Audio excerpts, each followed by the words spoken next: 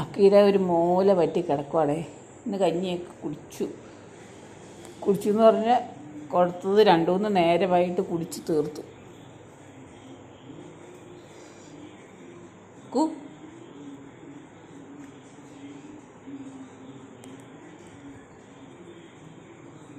മക്കളുടെ മേത്തുനിന്ന് ഒരു വട്ടനെ കിട്ടി.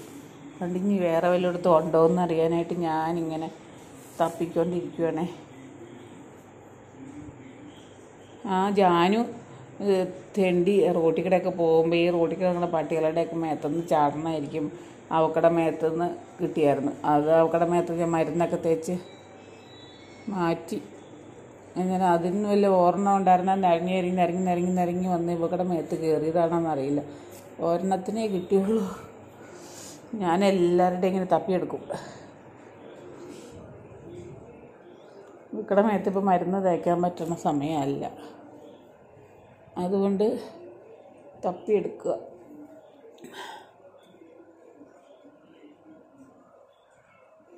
ചെവിയിലൊന്നും ഇല്ല. ചെവിയിലൊക്കെ സാധാരണ അങ്ങനെ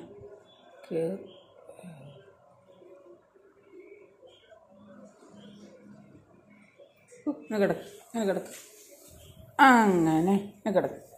ഗുഡ് ഗേൾ.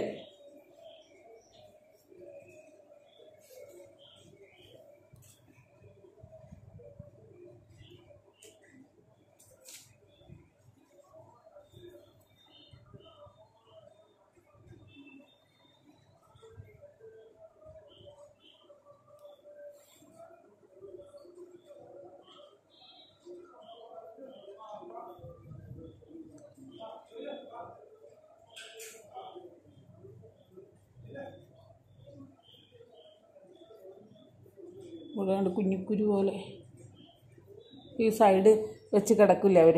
അന്നേരം അവിടെ ഞാൻ കഴിഞ്ഞ ദിവസം കുറേയൊക്കെ നേരെയാക്കിയതാണ്. ഇവക്കടെ നല്ല ലോങ് കോട്ടാണ്. ഹീറ്റാകുമ്പോഴത്തേന് ആ രോമങ്ങളെല്ലാം പൊഴിഞ്ഞു പോകും, നീളമുള്ളതല്ല. എന്നിട്ട് ഇനി ഈ രോമങ്ങളെല്ലാം നീണ്ടു വരണം. ഒടിങ്ങുവാനാ പൊന്ന്. അമ്മയുടെ ചേർന്ന് കിടക്കണുണ്ട്. മക്കൾക്ക് അമ്മയുടെ ചേർന്ന് കിടക്കുമ്പോഴല്ലേ സേഫായിട്ടിരിക്കുന്ന സമയം.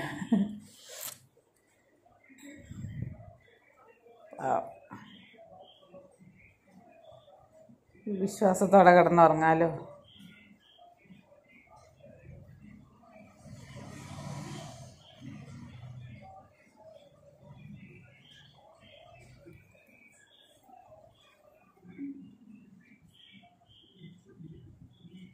ചെവിയാണേ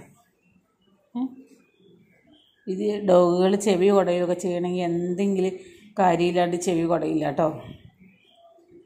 ചെവിയൊക്കെ കുടയോ തലയൊക്കെ കുലുക്കോ ഇങ്ങനെ കുടയൊക്കെ ചെയ്തിട്ടുണ്ടെങ്കിൽ നമ്മൾ നോക്കണം. ചിലവർ ചെവി അടിക്കുകയെന്ന് പറയും പട്ടികൾ. ചെവി അടിക്കണമല്ല, അതിൻ്റെ ചെവിയിൽ വട്ടണോ എന്തെങ്കിലും വന്നിരിക്കുമ്പോഴാണ് ആ ചെവി ഇങ്ങനെ തലയിട്ട് ഭയങ്കര കുടയുന്നത്. അമ്മയെടുത്ത് സേഫായിട്ട് കിടക്കണമുണ്ടോ.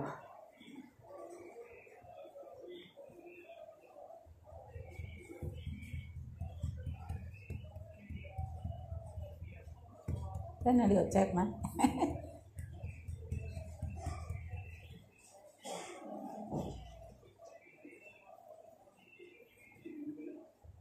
അറിയിക്കോട്ടോ. അമ്മ ഇവിടെ ഇരുന്നോളാം കൊച്ചിൻ്റെ അടുത്ത് കേട്ടോ. ബേബി ഉറങ്ങട്ടെ കേട്ടോ. നമുക്ക് ശല്യം ചെയ്യണ്ട.